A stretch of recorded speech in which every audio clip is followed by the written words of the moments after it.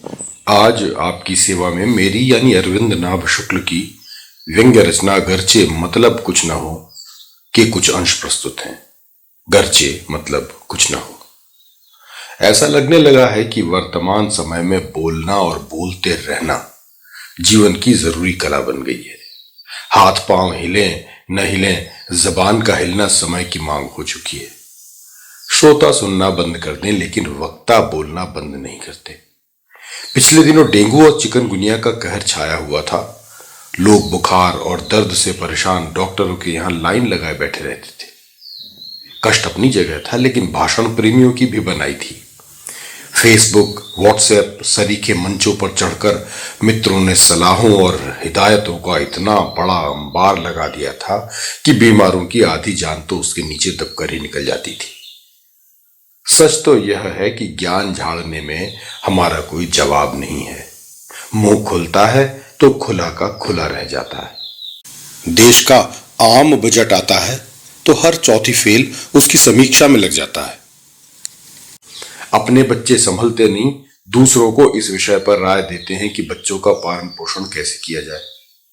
Cigarette सरीखी टांगों वाले सीकिया पहलवान शरीर रक्षा के उपाय पर भाषण झाड़ते हैं। अपने घर में पत्नी की झाड़ पड़ती है तो आवाज नहीं निकलती और बाहर सेना को सलाह देते हैं कि पाकिस्तान को नेस्तो नाबूद कर दो। फटाकेबाज नैतिकता का पाठ पढ़ाते हैं। मोहल्ले के पतंगबाज सरकार को विलायती जहाज खरीदने का मशवरा देते हैं। लोग बाग बोतल में मनी प्लांट की बेल लगाकर कृषि वैज्ञानिक होने का दावा करते हैं। कहां तक कहते रहें, बस यह समझ लीजिए, मानहु पर्वत कंदरा मुख सब गए समाई। आखिर इतना अधिक बोला क्यों जाता है, यह प्रश्न हमने अपने परम मित्र चकौड़ी दास जी से किया तो उन्होंने कमाल की बात कही। उन्होंने कहा, बोलना ऐसी कला है जिसका प्रयोग बात कहने के लिए किया जाता है, लेकिन उससे भी कहीं अधिक उसका प्रयोग बात को न कहने के लिए किया जाता है। मैंने अपनी चिंता व्यक्त करते हुए कहा, चलिए तो अगर ऐसा है तो मैं आपकी बात मानता हूं, लेकिन समय के साथ भाषा में एक तरह का जो नंगापन आता जा रहा है वह बड़ा खतरनाक लक्षण है। किसी भी बात को सलीके से क्यों नहीं कहा जा सकता? यह क्यों जरूरी है कि दूसरों को चोट पहुंचाने के लिए ही शब्द मुंह से निकाले जाए? मेरी बात सुनकर जोर से हंसे और बोले, भाषा की मर्यादा की बात कर रहे हो बंधु? अरे भाई, सांड को अगर कच्चा बनियान सूट बूट पहनाकर उसके सामने खड़े हो जाओगे, सींग तो वह तब भी मारेगा ना। मैंने उनकी बात से अपना ही मतलब निकालते हुए कहा, इसका मतलब यह है कि भाषा अपनी जगह है और भावना अपनी जगह। भावना को भाषा का मोहताज नहीं माना जाना चाहिए। पता नहीं क्यों यह सुनकर थोड़ा चिढ़ से गए। शायद कोई पुराना जख्म था जिसे मैंने कुरेद दिया था। कहने लगे, आप भावना और भाषा की बात करते हैं, जरा यह समझ लीजिए कि भाषा का जन्म होता क्यों है, और उससे भी पहले यह समझ लीजिए कि जानवरों की कोई भाषा नहीं होती और मनुष्यों के पास भाषा के अलावा कुछ नहीं होता। जानवर अपना जीवन जीते हैं लेकिन मनुष्य अपने जीवन से ज्यादा दूसरे का जीवन जीते हैं। मनुष्य समाज जितना अधिक विकसित होता है उतना अधिक विकसित होता है उनका भाषा बोध। इसकी वजह भी सीधी सी है, जैसे जैसे मनुष्य का विकास होता है उसमें शिकायत, चुगली, परनिंदा, आत्म प्रशंसा और श्रेष्ठता की भावना जैसे गुणों का भी विकास होता चला जाता है। और इन्हीं की भावनाओं की अभिव्यक्ति के लिए भाषाओं का प्रयोग किया जाता है और यही भाषा के जन्म का अंतिम उद्देश्य है। थोड़ा ठहर कर उन्होंने एक गहरी सांस ली और फिर बात को आगे बढ़ाया। देखो, भाषा और भाव का संबंध डॉक्टर और कंपाउंडर जैसा होता है। डॉक्टर जो दवाई लिख देता है, कंपाउंडर भी वही दवाई देता है। अगर कुछ भी इधर उधर हुआ तो समझो कि मुसीबत को बुलावा मिल गया। फिर तुम कैसे कह सकते हो कि भावना को भाषा का मोहताज? अच्छा, उनकी बात अभी खत्म नहीं हुई थी। मैंने टोक कर कह दिया, भाषा तो अभिव्यक्ति का ऐसा साधन है जो हमें दूसरों से जोड़ता है। एकदम सिरे से उखड़कर बोले, इस कठोजस से कोई बात नहीं बनेगी। भाषा जोड़ नहीं तोड़ का साधन है। सड़क पर चलते हुए आपके पांव पर किसी की गाड़ी का पहिया चढ़ जाए तब देखिए किस तरह भाषा मूर्तिमती होकर आपके मुख से निकलती है। किसी की बात आपको चुभ जाए तब देखिए भाषा किस तरह खंजर बनकर कलेजे में उतरती है। आज वे पूरे रंग में थे। कंधे पर आजिजी के साथ हाथ रखकर उन्होंने समझाते हुए कहा, भाषा के प्रभाव को विस्तार से समझना हो तो एक बार दिल्ली घुमाइए। यह वह भाषा है जो शाहीन बाग से संसद भवन तक सब जगह खूब धड़ल्ले से बोली जाती है। बोलने वाले चाहे बसें जलाते आंदोलनकारी हों या जनता पर लाठियां भांजते पुलिस वाले, डीटीसी की बसों के ड्राइवर कंडक्टर हों या फिर गुड़गांव में अपनी जमीनें सोने के भाव बेचकर बना नवधनाढ्य वर्ग, नेता, अभिनेता, प्रोफेसर, छात्र, दुकानदार, उठाईगिरे, रिसर्च स्कॉलर, सभी इस धाकड़पने की, अधिकार की और किसी को कुछ न समझने की मनोवृत्ति की भाषा को बोलते दिखाई दे जाएंगे।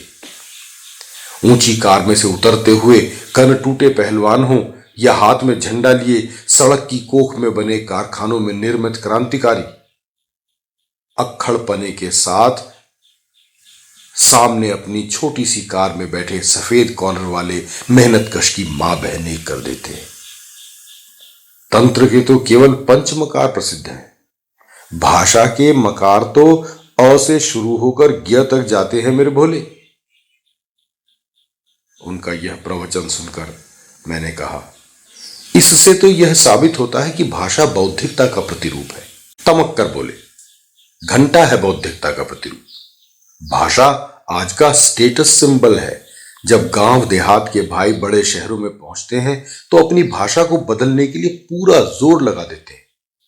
अपनी भाषा ही नहीं, बोलने का लहजा और अदा को बदलने की कोशिश में चेहरे की रेखाओं में गहरापन आ जाता है, माथे की नसें उभर जाती हैं और पांव ऐसे कांपते हैं जैसे 8 डिग्री से भी अधिक ताकत का भूचाल आ गया हो। मैंने ऐसी स्थिति में कई बार आंखों में शर्मिंदगी और बेबसी का भाव भी जागते देखा है। मेरे भीतर का बौद्धिक जिज्ञासु अभी भी करवटें बदल रहा था। मैंने फिर पूछा, भाषा व्यक्तियों, संस्कृतियों और सभ्यताओं के बीच पुल का काम करती है। सुनकर धीरे से मुस्कुराए, फिर कमर पर धौल जमाया और अपनी बात को आगे बढ़ाते हुए बोले, तुम भी यार पूरे घोंघा बसंत हो। यह कोरा झूठ है। भाषा अलगाव का महामंत्र है। हमारे गांव में एक बार 2 भाइयों के बीच बंटवारा तय हुआ। जमीन जायदाद, रुपए पैसे, बर्तन, कपड़े, आभूषण, हल बैल, मवेशी भाइयों के बीच बांटे जाने थे। लड़ाई झगड़े, खून खच्चर के पूरे पूरे आसार थे। सफेद दाढ़ी वाले बुजुर्ग ऊंची ऊंची धोती पहनकर और पगड़ बांध बांधकर अनहोनी को टालने की कोशिश में घर के आंगन में पहुंच गए। सारा गांव दरवाजे के बाहर इकट्ठा था। हर कोई फसाद को रोकने की कोशिश कर रहा था। कोशिश तो कर रहा था, लेकिन कोशिश की सफलता भी चाह रहा हो ऐसा कभी नहीं लगता था। जनता तो मनोरंजन के लिए जमा थी। सभी लगातार ऊंचे स्वर में बोल रहे थे। तकरार की तेजी में कमी आती तो मजे में खुद ब खुद कमी आने लगती थी। जहां मामला सुलझता सा दिखाई देता तो पंचों में से फिर कोई ऐसी पेचीदा बात कह देता कि महायुद्ध एक अल्प विराम के बाद पुनः प्रारंभ हो जाता। खूब तू मैं हुई, लेकिन होनी तो होकर रहनी थी। हुई भी। गोलियां चली, तलवारें लहराई, लट्ठम लट्ठा हुई, लेकिन बंटवारा भी होकर रहा। पता नहीं वहां इतनी आसानी से अलगाव कैसे हो गया। शायद एका कभी था ही नहीं। घुट घुट कर बातें करने वाले भाइयों और उनके परिवारों के बीच आज भी बोलचाल बंद है। बात भाषाओं के अर्थशास्त्र, मनोविज्ञान और दर्शन की गलियों में चक्कर काटकर समाज शास्त्र पर आकर दम लेने के लिए रुक गई थी। रुकी तो बड़ा सुकून महसूस हुआ। इच्छा हुई कि काश ऐसा हो जाए कि रुकी हुई बात बस रुक कर ही रह जाए, कुछ भी सुनना न पड़े। वैसे भी सुना जाना किसी भी कानून के हिसाब से जरूरी नहीं है। हमारे परम मित्र चकौड़ी दास जी का बोलना अभी भी चल रहा है तो चलता रहे। उनका तो बस यही हाल है। खत लिखेंगे अगरचे मतलब कुछ ना हो, हम तो आशिक हैं तुम्हारे नाम के, हम तो आशिक हैं तुम्हारे नाम के। धन्यवाद।